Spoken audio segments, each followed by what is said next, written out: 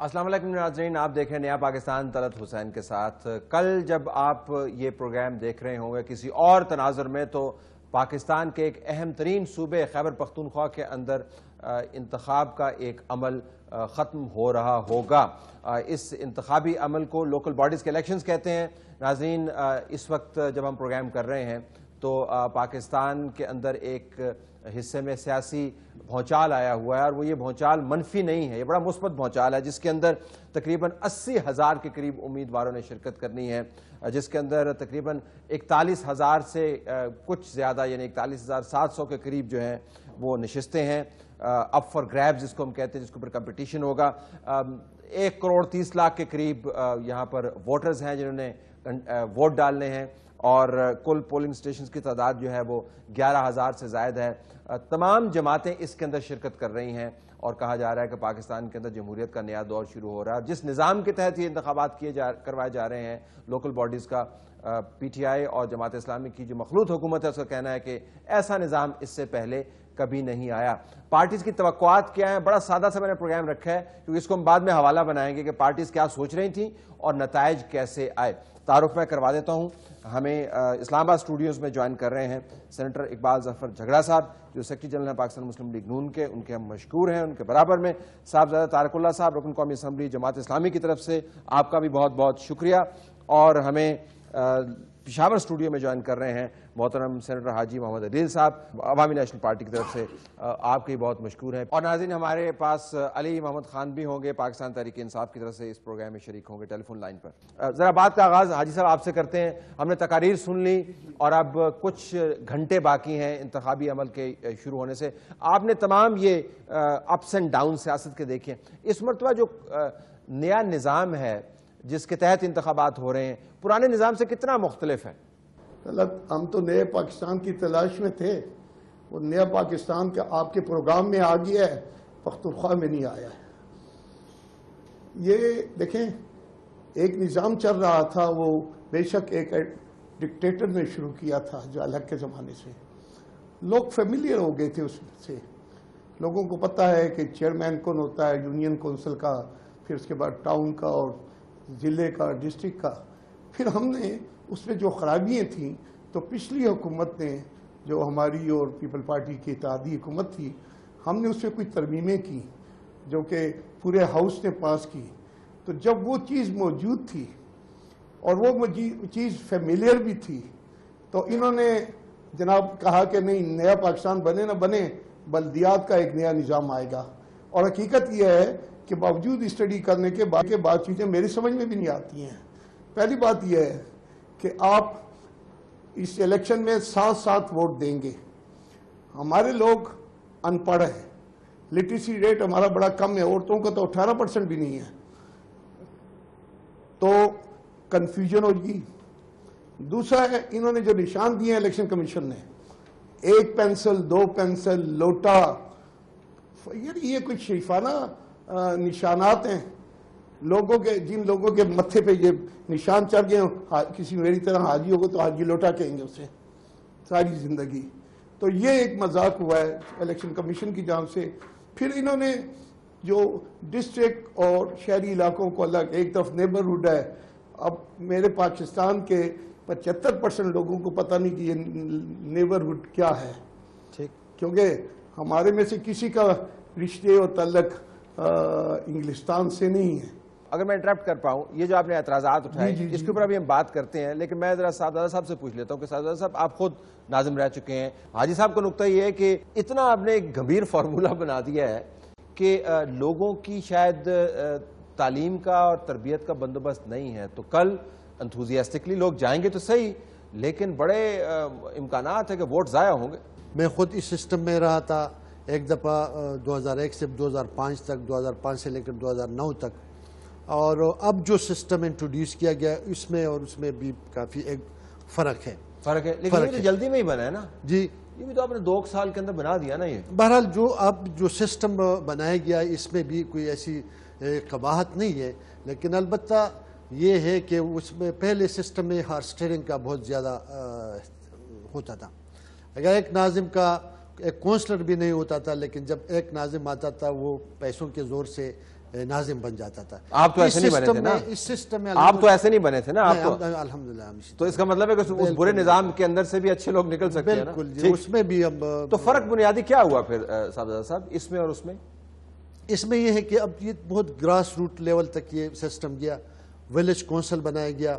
اب جب پہلے ایک وارڈ ہوا کرتا تھا, اس میں اب ایک ڈسٹرکٹ کونسل ہے, لیکن اس کو تقسیم کر کے پاپولیشن کی بنیاد پر ولیج کونسل بنایا گیا, اور ایک نمبر پہ جو بھی ناظم آ جائے سب سے زیادہ ووٹ لے کے وہ ولیج کونسل کا. لوگوں کو اس کی سمجھ ہے, میرا بنیادی نقطہ ہے. دیکھیں آپ بالکل سمجھ جائیں گے, یہ ایک تجربہ ہے, اور نیکسٹ ایئر اگر اس طرح تسلسل چلے تو انشاءاللہ یہ لوگ خود بخود اس سسٹمز کے عادی ہو جائیں گے. اگلے سال اگر ہم یہ سوچیں کہ یہ اس میں لوگ ان پڑھ ہے, یہ ہے وہ, یہ تو بہانے ہیں.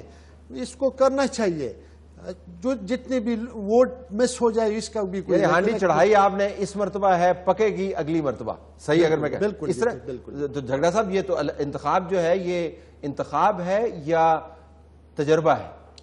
صاحبزادہ صاحب نے اس پہ جو اظہار خیال کیا ہے, انہوں نے اس کو ویلکم کیا ہے. میں بھی لوکل باڈیز کو ویلکم کرتا ہوں, ٹھیک ہے, ہونے چاہیے, جمہوریت کی روح ہے لوکل باڈیز, لیکن ایک نظام ایسا ہونا چاہیے جس میں انہوں نے کہا کہ جی اب اس میں ہارس ٹریڈنگ نہیں ہوگی, لیکن جس طرح اس نظام کو انہوں نے بنایا ہے اس پہ صاحبزادہ صاحب نے سوچا ہے کہ اب ولیج کاؤنسل جو ہیں وہ انڈیپینڈنٹ ہیں. ٹھیک, وہ پارٹی بیس نہیں ہے, وہ پارٹی بیسڈ نہیں ہے, اوپر کا اور ڈسٹرکٹ اور تحصیل لیول جو ہے وہ پارٹی بیسڈ ہو گیا. اب یہ بڑی عجیب سی بات ہو گئی کہ ولیج کاؤنسل میں آپ کے جو لوگ آئیں گے وہ پارٹی بیس نہیں ہوں گے, آزاد ہوں گے. تو یہ کہہ رہے ہیں کہ ہارس ٹریڈنگ تو نہیں ہوگی, لیکن جو حکومت ہے وہ ان لوگوں کو اپنے ڈسٹرکٹ کے لیے کیسے وہ کرے گی. انتخابی عمل کی صحت پر اس کا اثر پڑے گا یا نہیں؟ میں صرف یہ جاننا چاہتا ہوں, کل لوگوں نے جا کے ووٹ ڈالنے ہیں, ہاں جی, اور وہ اس توقع پر ڈال رہے ہیں کہ وہ صحیح طریقے سے ڈال پائیں گے, سمجھ پائیں گے, اور گھنٹے اتنے ہی ہوتے ہیں جتنے ہوتے ہیں, اس کے اندر سمجھانے بجھانے کا پھر وقت نہیں ہے. وہ میں آپ کو بتا دوں کہ اتنا کمپلیکیٹڈ سسٹم ہے کہ ایک عام آدمی کو ایمان سے کوئی پتہ نہیں ہے کہ ہم کیا کرنے جا رہے ہیں. رنگدار پرچیوں کے باوجود رنگ تو آپ نے 7 رنگ تو آپ نے کیے, 7 کیے ہیں, لیکن دیکھیں جی ہمارے لوگ ایجوکیٹڈ اور ان ایجوکیٹڈ میں بہت فرق ہوتا ہے.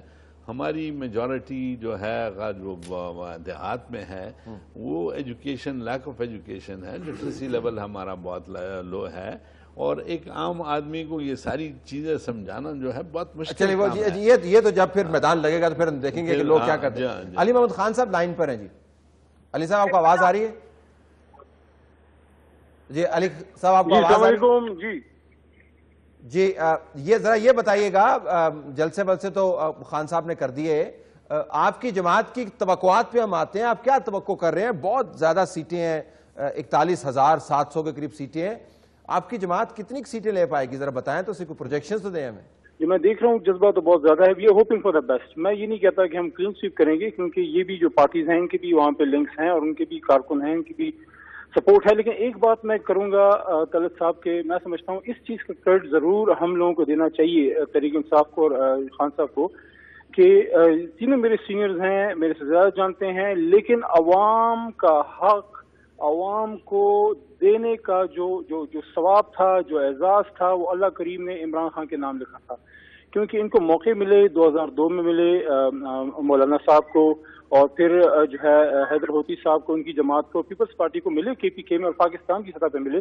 لیکن کیا وہ وجوہات تھیں جس کی وجہ سے وہ گوارا نہیں کرتے تھے کہ MP MNA سے نیچے وہ طاقت عوام کو کیوں نہیں دینا چاہ رہے تھے؟ تو آپ یہ فرما رہے ہیں علی صاحب, قطع کلامی کے معذرت, آپ یہ فرما رہے ہیں کہ یہ جتنا نظام اس وقت KPK کے اندر, جس کے اندر لوگوں نے جا کے ووٹ ڈالنے ہیں, 1.25 کروڑ کے قریب لوگوں نے ووٹ ڈالنے ہیں, وہ ایک ہی شخص کے مرہون منت تھا جن کا نام ہے عمران خان صاحب. اگر وہ نہ کرتے تو یہ نہیں ہونا تھا. نہیں, میں یہ نہیں کہوں گا طلعت صاحب, میں زیادتی نہیں کروں گا. میں سمجھتا ہوں کہ اس میں آپ جیسے independent thinker, Supreme Court of Pakistan, سب لوگوں کا رول ہے. لیکن آپ دیکھیے نا طلعت صاحب کہ عمران خان کی ول تھی تو انہوں نے کروا دیا, لیکن پنجاب میں وہ کیوں نہیں ہو رہا, سندھ میں کیوں نہیں ہو رہا؟ یہ وہ سوالات ہیں کہ جب دیکھیں اس بات کو, تو طلعت صاحب آپ بھی شاید میرے سے ایگری کریں گے کہ اگر حکومت وقت نہ چاہے تو وہ 100 بکیڑے نکال سکتے ہیں، لیکن ہم نے اس کو کروانا چاہا، ہماری خواہش تھی، اور یہ ہمارا الیکشن کا ایک وعدہ تھا. جو یہ اچھی بات کی آپ نے، حکومت وقت کا ذکر کر دیا، کیونکہ کے پی کے میں لوگ بھول جاتے ہیں مخلوط حکومت ہے، حکومت وقت کا آپ نے اور اسمبلی کا بھی ذکر کر دیتے بیچ کے اندر، تو بہت اچھا ہوتا ہے. پر hold on to your points Ali sahab, stay with us. Let me go to Haji Adeel صاحب. حاجی صاحب یہ ذرا اس کے اوپر واپس آئیں. چلیں جو نظام بن گیا اب تو اس کے اوپر بحث نہیں ہو سکتی، اس کے اندر آپ کی پارٹی بھی حصہ لے رہی ہے، باقی تمام جماعتیں بھی لے رہی ہیں، اب تو اس لکیر پیٹنے کا کوئی فائدہ نہیں ہے، اور ہم امید کرتے ہیں کہ یہ لکیر جو ہے یہ سیدھے پن کے اندر تبدیل ہوگی اور لوگوں کے لیے راستہ تجویز کرے گی. جی بتائیے ذرا، میں آپ کے اسسمنٹ. جی جی میرے محترم ساتھی نے کچھ باتیں کی ہیں. پہلی بات تو یہ ہے کہ یہ الیکشن سپریم کورٹ کرا رہا ہے. اگر عمران خان نے کرانے ہوتے تو یہ 2 سال کا وقفہ بہت لمبا ہے، یہ پہلے سال ہی کر دیتے. یہ تو بار بار سپریم کورٹ میں حاضریاں دیتے رہے، کبھی بایو میٹرک کبھی نان بایو میٹرک، اور پھر مجبوراً انہوں نے ایک تاریخ دی سپریم کورٹ کو. دوسری بات یہ ہے، یہ الزام لگاتے ہیں کہ جی پچھلی حکومت، تو میں اپنی پچھلی حکومت کی طرف سے کہتا ہوں، ہماری حکومت میں سوات مقبوضہ پاکستان بن چکا تھا، وہاں طالبان کی حکومت تھی. ہم نے سارا وقت باعزت طریقے سے سوات کو آزاد کرایا، ہماری فوج ہمارے ساتھ تھی، ہماری دوسری پولیٹیکل پارٹیز ہمارے ساتھ تھی. اس کے بعد ہم تو جنرل الیکشن میں بھی ہمارا جو الیکشن کمشنر تھا، چیف الیکشن کمشنر، وہ طالبان کا ہیڈ تھا، کمانڈر تھا.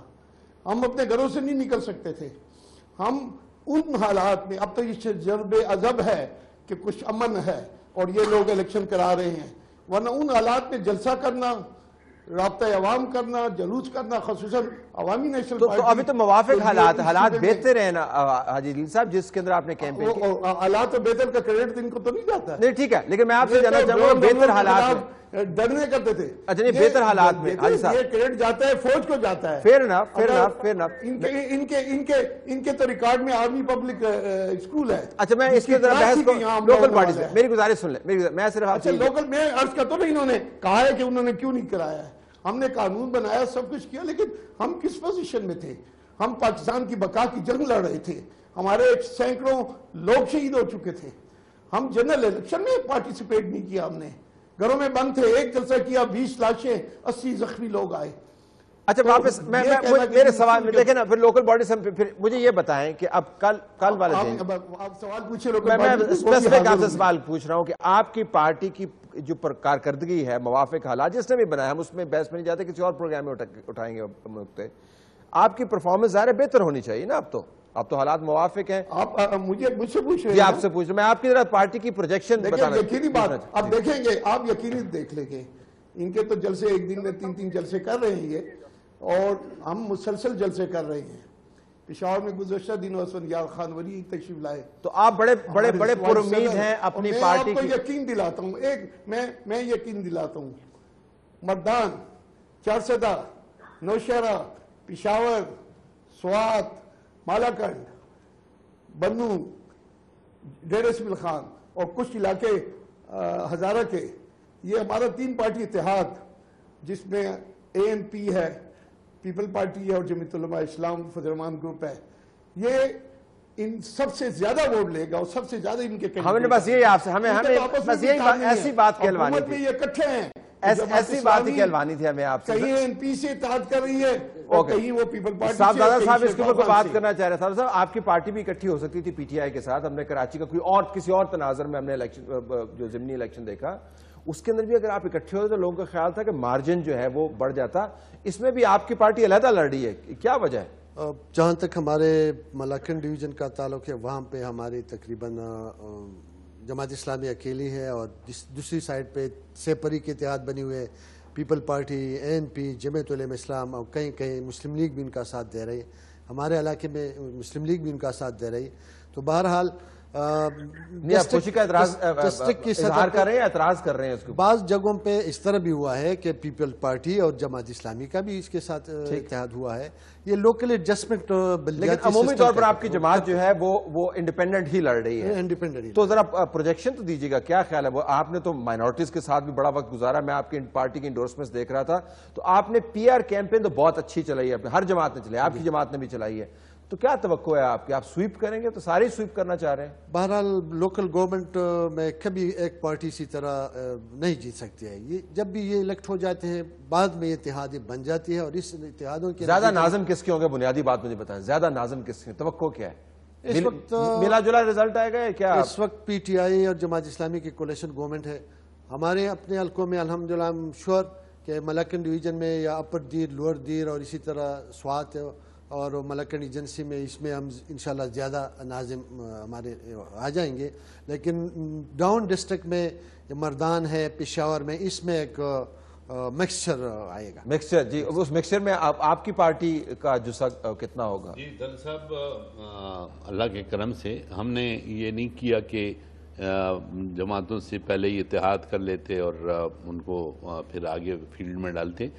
ہم نے اوپن چھوڑا ہے اس آن ایوری ڈسٹرکٹ کہ جس جماعت سے اگر اتحاد ہو سکتا ہے تو ہم نے اپنے کینڈیڈیٹ کو اجازت دی ہے کہ آپ ان سے اتحاد کر لیں. کمزوری کی نشانی ہے، معذرت کے ساتھ. کمزوری کی نہیں ہے. No we are going down independently, یعنی اور کسی کو ساتھ لیا ہی نہیں ہے. آپ نے کہا کہ یار آپ خود کیلکولیٹ کر لو کون سا میں نے آپ کو یہ کہا ہے کہ ہم نے ان کو کنفائن نہیں کیا، لیکن ہم اترے ہیں انڈیپینڈنٹلی جسٹ ٹو شو کہ انشاءاللہ پی ایم ایل این اگر انڈیپینڈنٹلی بھی اترتی ہے تو وہ آپ کو ثابت کرے گی کہ انشاءاللہ سیٹس لے کر آئے گی. اور ناظم جس طرح آپ نے کہا انشاءاللہ ناظم کم نہیں ہوں گے. ناظم کم نہیں ہوں گے. جی ذرا علی صاحب بتائیے گا پارٹی کی پروجیکشن جو ہے وہ کیا ہے؟ کیونکہ ہر کوئی بات کر رہا ہے سویپ کرنے کی، لیکن سعدادہ صاحب جو ہیں وہ کافی انہوں نے تجربہ کارانہ انداز سے بتایا ہے کہ بعض حصوں کے اندر ہمارا اپر ہینڈ ہوگا، بعض حصوں کے اندر مخلوط قسم کا نتیجہ ہوگا. آپ کی پارٹی کا تو خیال ہے کہ ہر ناظم آپ کا ہوگا. طلعت صاحب، میں پریکٹیکل آدمی ہوں، پریکٹیکل بات کرتا ہوں. میں سمجھتا ہوں کہ جس طرح ہمیں ایک مینڈیٹ ملا تھا خیبر پختونخوا سے، جو کہ ایک لینڈ سلائڈ تو نہیں تھا لیکن میجورٹی تھا، میں سمجھتا ہوں اس سے مجھے، میری آنیسٹ اوپینین یہ ہے کہ اس سے مجھے امپروومنٹ نظر آ رہی ہے. اس کی وجہ یہ ہے طلعت صاحب کہ جو عام عوام ایک دو تین باتیں کرتے ہیں کہ جن چیزوں سے ان کی زندگی تھم تھی نا، وہ ان کا بہتر ہو رہا ہے. پٹواری کلچر، پولیس، نوکریاں میرٹ پہ ہونا، یہ کچھ چیزیں، بنیادی چیزیں طلعت صاحب ایسی ہیں کہ عام آدمی کا ان پہ روز کا کام ہے.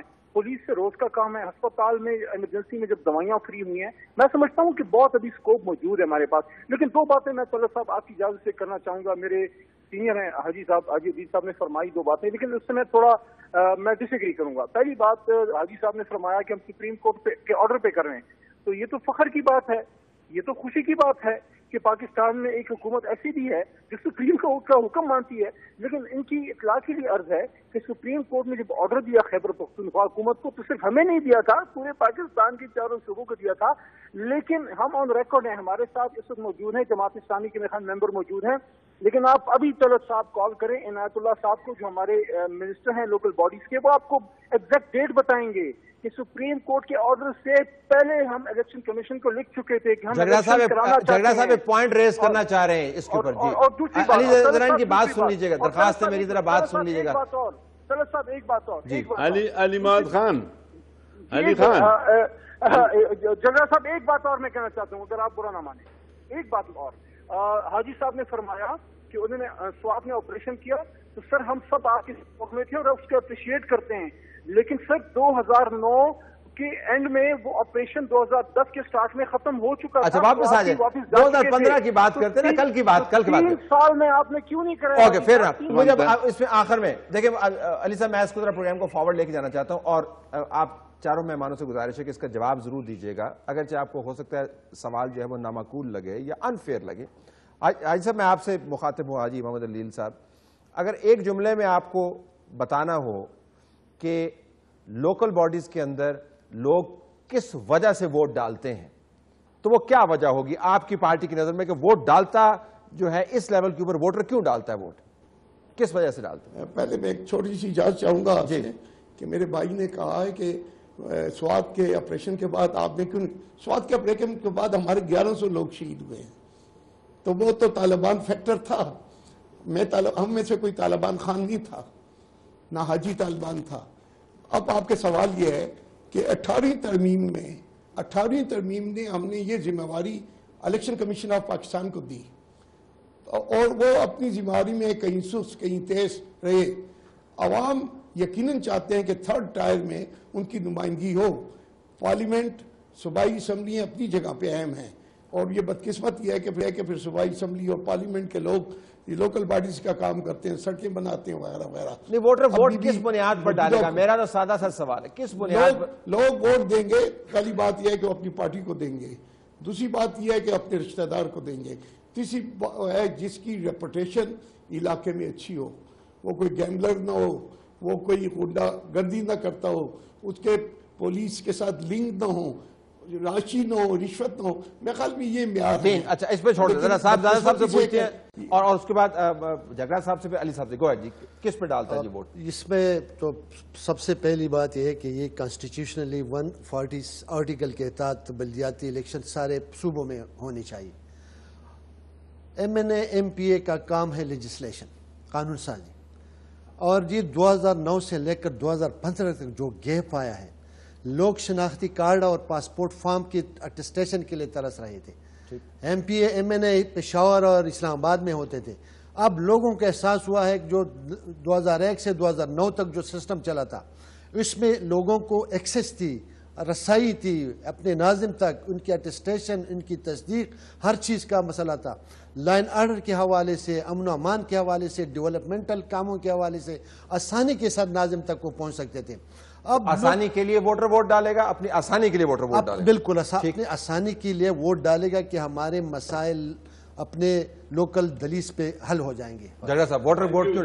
बड़ी मेहरबानी। एक तो जिस तरह ये अदील साहब ने फरमाया कि एक तो लोग यकीनन अपनी जमात का ख्याल भी रखते हैं और वोट उसकी बेसिस पे भी डालते हैं, लेकिन जो बुनियादी इस वक्त वोटर की ज़रूरत है वो इन्होंने सरदार साहब ने जिस तरह एक्सप्लेन किया कि देखिए सूबाई असम्बली हुई या कौमी असम्बली, ये हमारा अगर देखा जाए तो काम जो है ये सेनेट का ये लेजिस्लेशन है। ठीक, बेसिकली लोकल बॉडीज का काम ये है कि अपने आवाम की नुमाइंदे जो हैं वो उनके मुश्किलात को देखें और उसके मुताबिक उनके लिए काम को आसान बनाएं। वोट पड़ेगा इस बुनियाद पर, लिहाजा वोट इसी बुनियाद पे पड़ेगा कि कौन हमारे लिए जो है। अली साहब, आपको बस 2 जुमलों में सम अप करना है, I have no time here. बताइएगा वोटर वोट क्यों डालेगा? लूट खसूट से वो तब्दीली चाहता है और वो जो 40 साल से हुकूमतें कर रहे हैं तलत साहब, उनके पास तब्दीली नहीं, सिर्फ खोखले नारे हैं। मैं समझता हूँ पार्टी मैनिफेस्टो पे भी वोट पड़ेगा और साथ साथ लोकल बॉडीज में जो लोकल कैंडिडेट होता है उसकी अपनी शख्सियत पे भी वोट पड़ता है। अगर अच्छे लोगों को किसी जमात ने टिकट दिया है, लोग अच्छे लोगों को वोट अब करना शुरू हो गए हैं, सिर्फ इस वजह से नहीं कि किसी का बड़ा हुजरा या दोस्त धांधली है उसको वोट करेंगे। आप चारों मेहमानों का बहुत मशकूर नाज़रीन। KPK के जो दोस्त हैं, भाई बहनें, जितने वोट बिल्कुल खुल के डालें, बाहर आएँ, उनका हक है। निज़ाम की अगर समझ बूझ नहीं है तो अभी से तैयारी कर लें, कल वोट डालने का मरहला है, खुश असलूबी से तय पाए अल्लाह करे, और नताइज के बाद फिर हम इसके ऊपर बहस करेंगे कि किस पार्टी की दावे और तवक्कुआत पूरे हुए और किसके नहीं हुए। और प्रोग्राम जारी है, स्टे ट्यून्ड।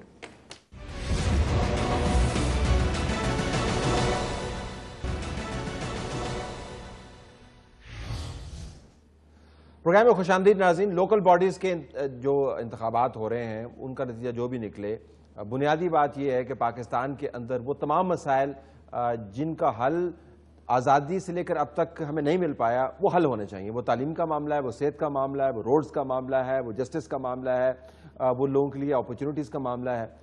लोकल बॉडीज़ को हल करेंगे, लेकिन इसके साथ साथ जो कौमी तहरीक हमें चाहिए, अगर आप मुझसे पूछे कि एक नुक्ते के ऊपर, 2 नुकात उनमें से एक मैं चुनता हूं और वो तालीम का मामला है। अगर आपने लोगों को सलाहियत दे दी है कि वो अपनी ज़िंदगी को खुद बदल पाएँ तालीम के ज़रिए, तो फिर मेरे ख्याल में वो अपना रास्ता खुद ही तलाश करे, वो पानी बन जाता है, वो रुकता फिर नहीं है।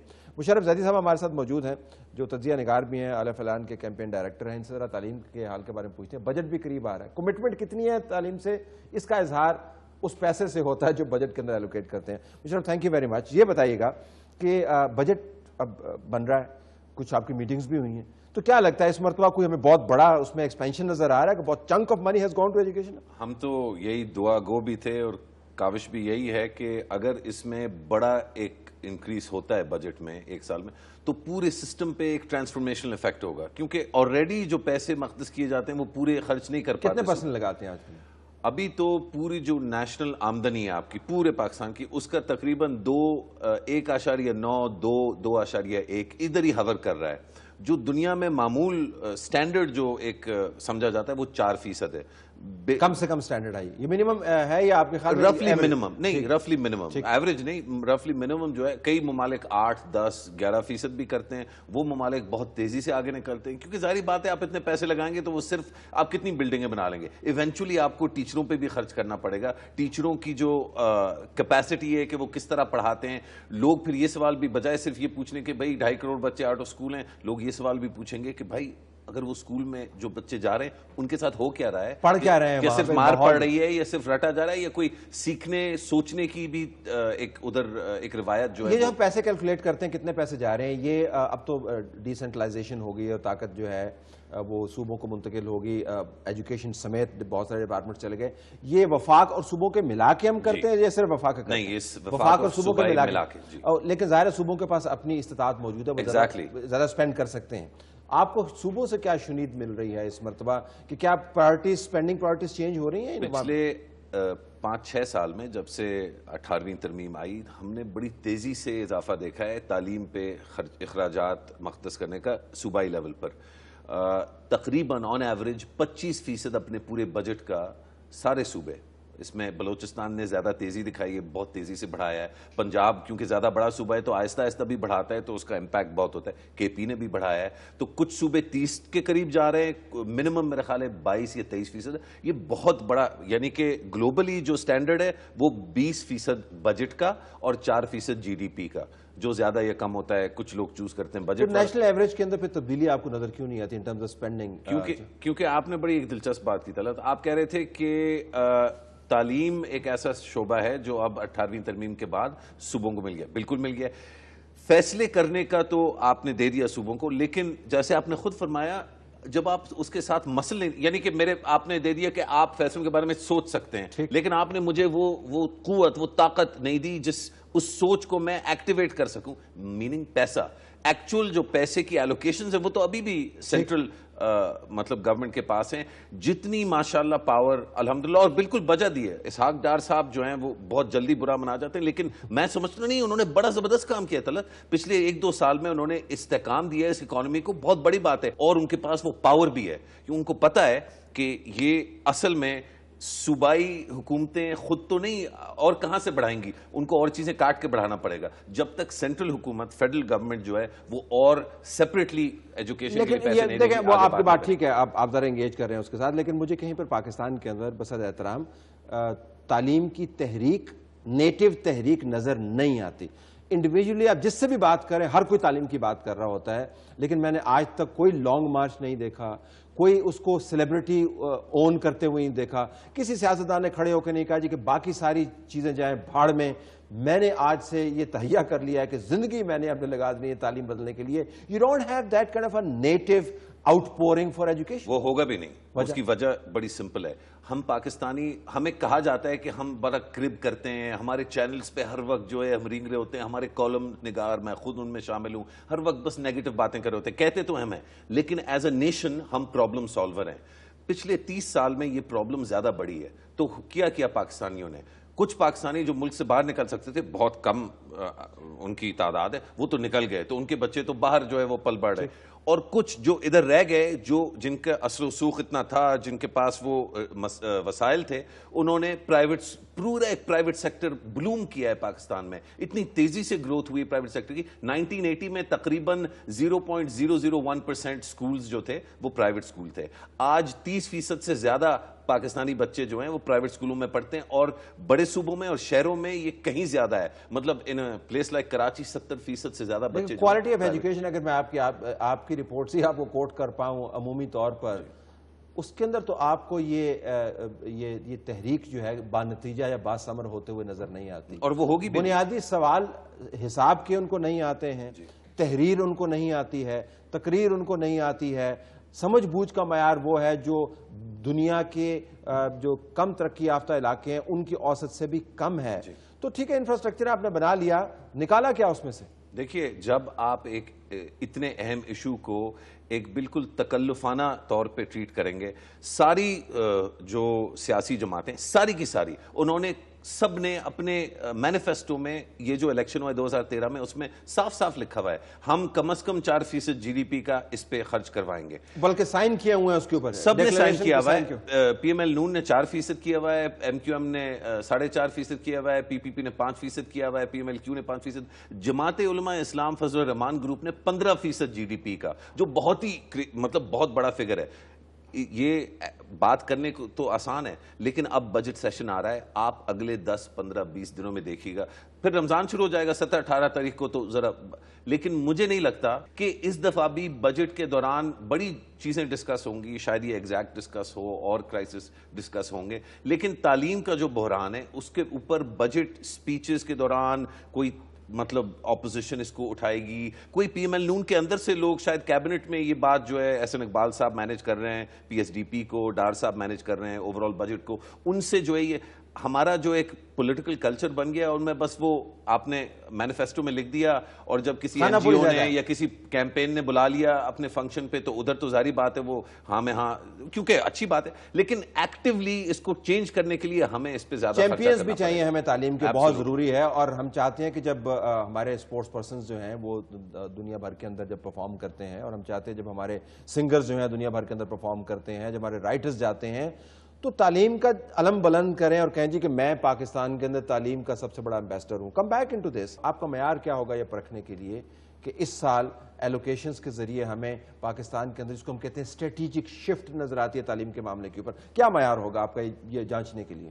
دیکھیے اس کو بڑا سمپل کر لیتے ہیں آڈینس کے لیے بھی, میری کیونکہ میرا حساب بھی بہت ویک ہے اور مجھے اکنامکس وغیرہ سمجھ آتی ہے نہیں, لیکن جی ڈی پی قومی آمدنی جس کو کہتے ہیں تقریباً $250 بلین ہے, کافی اماؤنٹ ہے.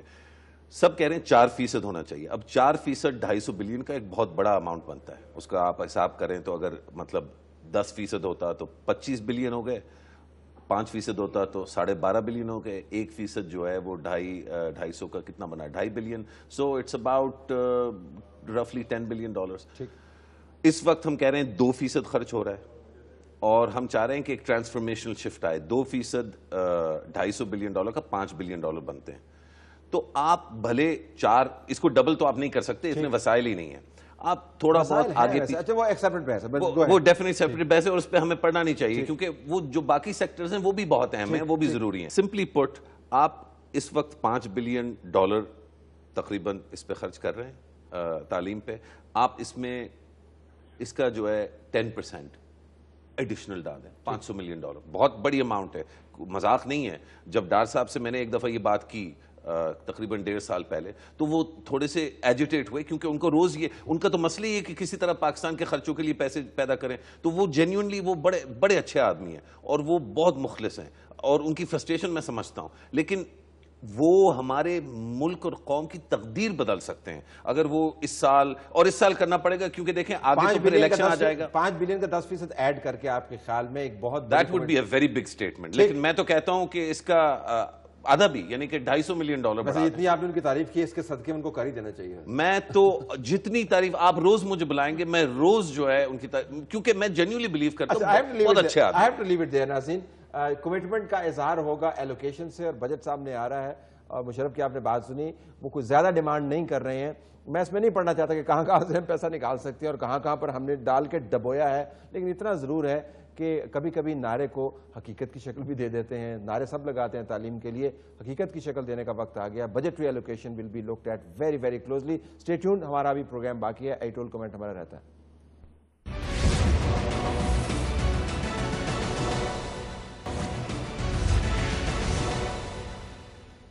آئیے ناظرین, اب چلتے ہیں اہم نقطہ کی طرف, اور اہم نقطہ کا تعلق ہے اس اہم ترین واقعے سے جو پاکستان کی تاریخ کے اندر ہوا, جب پاکستان ایک ڈکلیئرڈ نیوکلیئر ویپن سٹیٹ بن گیا. اس ڈکلیئرڈ نیوکلیئر ویپن سٹیٹ کے حوالے سے جو تاریخیں پاکستان کی تاریخ کے اندر امر ہو گئی ہیں، ان تاریخوں کے گرد ہمارا آج کا ایڈیٹوریل کمنٹ جو ہے وہ گھوم رہا ہے۔ 28 مئی کسی کو بھولے گی نہیں، یہ وہ دن ہے جس دن پاکستان ایک ڈکلیئرڈ نیوکلیئر اسٹیٹ بنا۔ دنیا پاکستان کی اس اچیومنٹ کو مانتی ہے، لیکن بغض رکھتے ہوئے اس کو متنازع بنانے کی کوشش بھی کرتی ہے۔ پاکستان کے اندر بھی لابیز موجود ہیں، وہ بحث مباحثے کے اندر پڑتی ہیں، اور ہمیں بحث مباحثے سے گھبرانا نہیں چاہیے، روکنا اس کو نہیں چاہیے۔ ایک ہمیں جو پوائنٹ ہے ذہن میں رکھنا چاہیے، اس میں کوئی شک نہیں ہے کہ پاکستان کا جو نیوکلیئر ڈیٹرنٹ ہے وہ پاکستان کی دفاع کی ریڑھ کی ہڈی ہے، اس کو ہمیشہ قائم و دائم رہنا چاہیے۔ لیکن اس کے ساتھ ساتھ یہ اتنی بڑی اچیومنٹ ہے، اس کے اندر اتنے لوگوں نے حصہ ڈالا ہے، اتنے سائنسی دماغ اس کے اندر کام کر رہے ہیں، اتنے انجینئرز اس کے اندر کام کر رہے ہیں کہ پاکستان اس ترقی کے رستے کے ذریعے اپنی معاشی قسمت جو ہے وہ بدل سکتا ہے۔ پاکستان کا دفاع اپنی جگہ پر وہ قائم رہنا چاہیے، لیکن اس دفاعی صلاحیت کے توسط اس کے صدقے ہمیں نیوکلیئر انرجی کے ذریعے اپنے ملک کی قسمت بھی تبدیل کرنی چاہیے۔ دنیا بھر کے اندر جو نیوکلیئر پاور سٹیٹس ہیں انہیں نیوکلیئر پاور پلانٹس لگائے ہیں، سویلین پرپسز کے لیے لگائے ہیں، پیسفل پرپسز کے لیے لگائے ہیں، اور اپنی توانائی کے بحران کو بہت اچھے طریقے سے حل کیا ہے۔ انڈسٹری کی انہوں نے بنیاد رکھی ہے، اور صرف نیوکلیئر پاور پلانٹ جب آپ کنسٹرکٹ کرتے ہیں تو اس کے ساتھ ساتھ ایک دفاعی اور معاشی قوت ہی نہیں بنتے، آپ جاب اپرچونٹیز بھی بہت بڑی فراہم کرتے ہیں۔ تو اس آج کے دن کو جو گزرے ہیں اور جو آنے والا دن ہے، اگر ہم بنیاد بنا لیں یہ تہیہ کرنے کا کہ دفاعی کامیابی ہماری ہو گئی، قائم و دائم رہے گی، لیکن جو صلاحیت حاصل کی ہے اس کو قوم کی دوسری قسمت بدلنے کا ذریعہ بھی بنانا چاہیے، جس کی بنیاد سائنس ہے، جس کی بنیاد انجینئرنگ ہے، جس کی بنیاد انرجی کے بحران کو حل کرنے کی تجاویز ہیں۔ اگر ہم نے اس دن کو پاکستان کی ترقی کے ساتھ منسلک کر دیا تو میرے خیال میں یہ اچیومنٹ اور بھی اہم ہو جائے گی۔ ہماری طرف سے یہی کچھ، اجازت چاہتے ہیں، اللہ حافظ۔